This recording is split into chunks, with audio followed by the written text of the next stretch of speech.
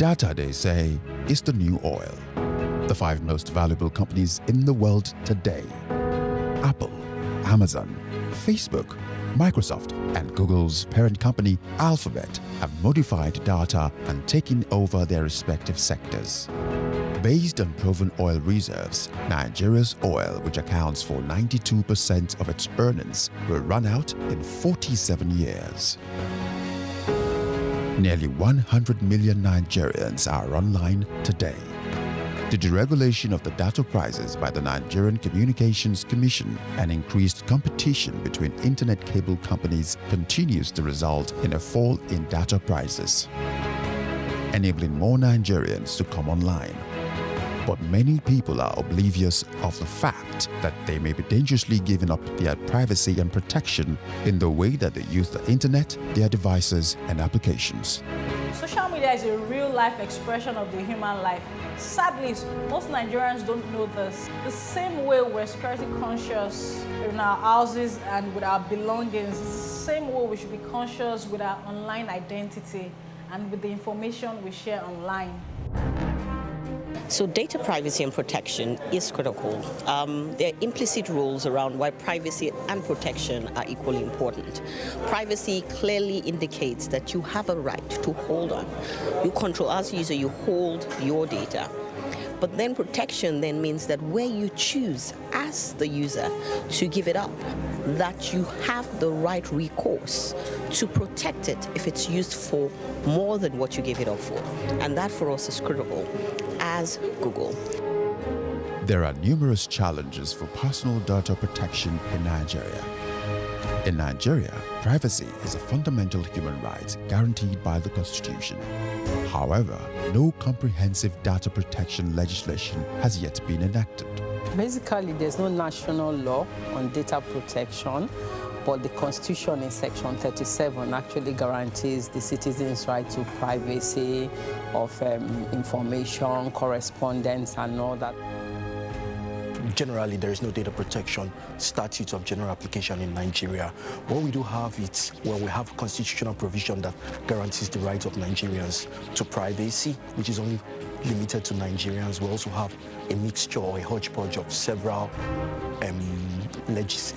statutes and regulations, guidelines and policy that actually touch on different aspects of data protection in Nigeria. Nigerians continue to give their data without realizing the risks associated.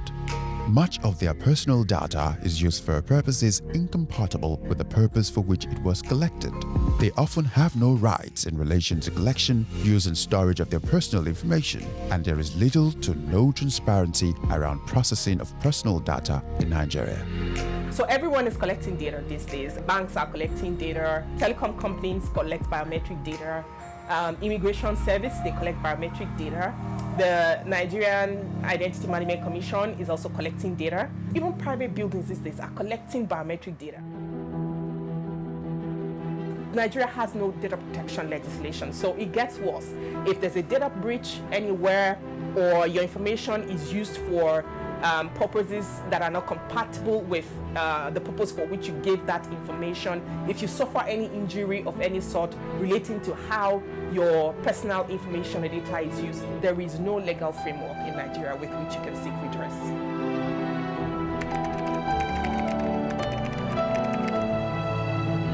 The Computer Village is the largest ICT accessory market in Africa, located in a community called Otigba at Ikeja, the capital of Lagos State.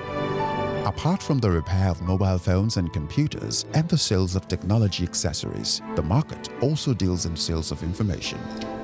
From my experience, most users actually don't really pay attention to their data. They are kind of negligible. They don't pay attention to their personal data. Some don't lock their smartphone, while others lock their smartphones.